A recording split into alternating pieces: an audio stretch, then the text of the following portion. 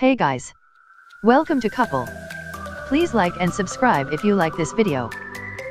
Shortly after their capture, Westworld narrative director Lee Sizemore, Simon Quarterman, offers a tip to Maeve, the self-confident and suddenly conscious host played by Thandie Newton. Normally, she's able to manipulate other hosts with nothing more than a voice command. The tactic didn't work against the small army of Ronin she and her allies just encountered upon arriving in Shogun World, the highly anticipated park first teased in the Westworld Season 1 finale.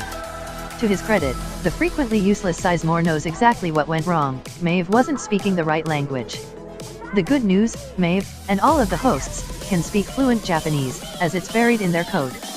It's an exciting prospect for both Maeve and the viewers, as it becomes clear what's going to happen next. The incredibly powerful host, whose various attributes have all been boosted to their maximum levels, is well positioned to take Shogun World by storm, once she starts speaking the right language. For Newton, however, slightly different story.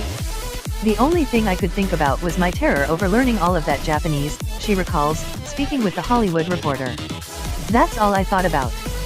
Nothing else crossed my mind. I didn't think about costume, I didn't think about performance. All I thought about was, how am I not going to fuck this up? Newton notes that it wasn't even the mere fact that she was tasked with speaking Japanese that presented her with such an incredible challenge. I needed to speak it with an authenticity that would be appropriate for this madam of the saloon.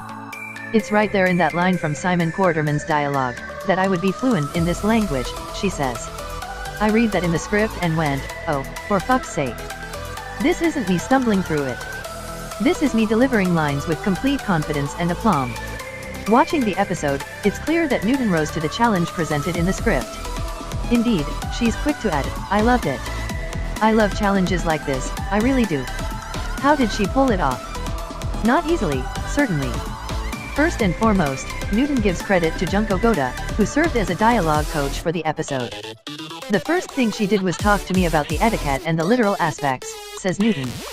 How a woman carries herself physically, posture, the tilt of the head, not making eye contact, modesty, not putting the tongue in front of the teeth, all of these rules that are just completely second nature to a person in Japan before the 1960s. Indeed, Newton explains that the Japanese she was speaking is not a modern Japanese.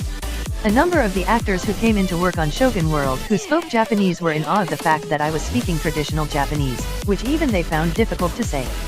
It was actually really helpful to think about the history and the culture of how women were perceived and what was expected of them, what their day-to-day life would be, says Newton. It really helped in figuring out how the voice and the muscles in the mouth would evolve to actually create the sounds you hear and take for granted. I loved all of that. Over weeks of learning her dialogue, Newton says she came to grips with the structure of the language. As I learned it and as I was performing it, I actually started to hear some similarities, which allowed me to be much more confident.